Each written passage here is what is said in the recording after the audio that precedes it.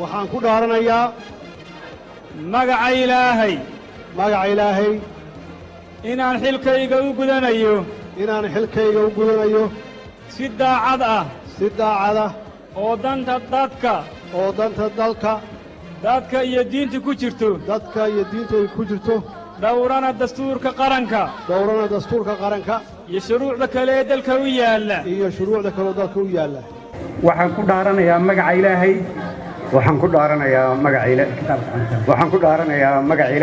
inaan xilkayga u gudanayo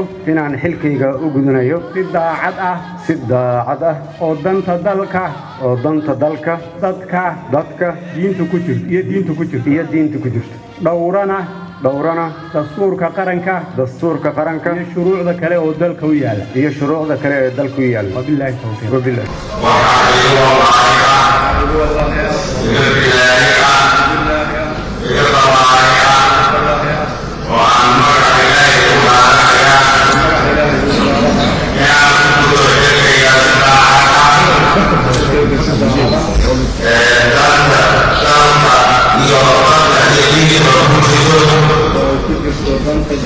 dadka iyo diintuba iyo shuruucda dowladda Soomaaliya qaranka iyo shuruucda inaan xilkayga u guto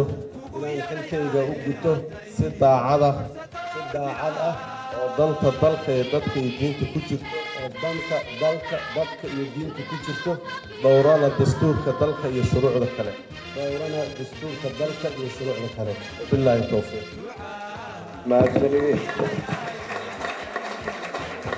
mudane xasan sheekh maxamuud wuxuu noqonayaa xildhibaan golaha shacbiga ilaa iyo intii uu nool yahay waxaan allahu subxaanahu wa tacaala uga baryaynaa cumro dheer cibaado leh oo uu ugu adeego qarankiisa inuu alla siiyo waxaan ku dhaaranayaa magaca Ilaahay inaan xilkayga u guto si daacada oo danta dalka dadka iyo diintuba ku jirto dhowrana shuruucda qaranka iyo tan Jubbalandba waxaan ku dhaaranayaa magaca Ilaahay in aan xilkayga u gudanayo si daacad ah oo danta diinta dadka iyo dalku ku jirto dhowrana dastuurka dowlad goboleedka Galmudug iyo kan qaranka iyo shuruucda kale ee dalka waxaan ku dhaaranayaa magaca Ilaahay inaan ku dhaqmo diinta Islaamka dastuurka dowladda Puntland iyo qawaaniintiisa dhowra xilka la dhiibay daacadnimo u guto dalka iyo dadkiisa lilaahi ugu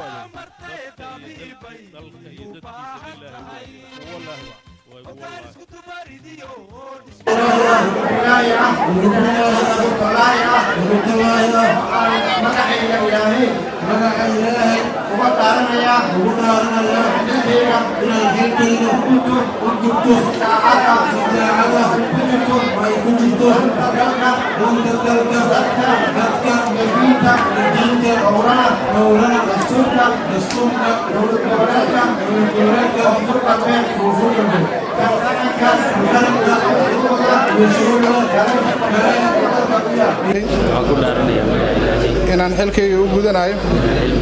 si daacad ah oo danta diinta dadka iyo dalka ku jirto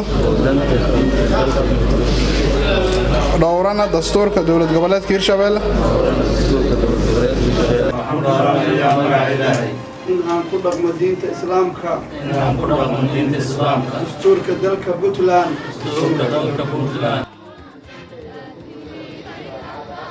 oo danta diinta dadka dalku ku jirto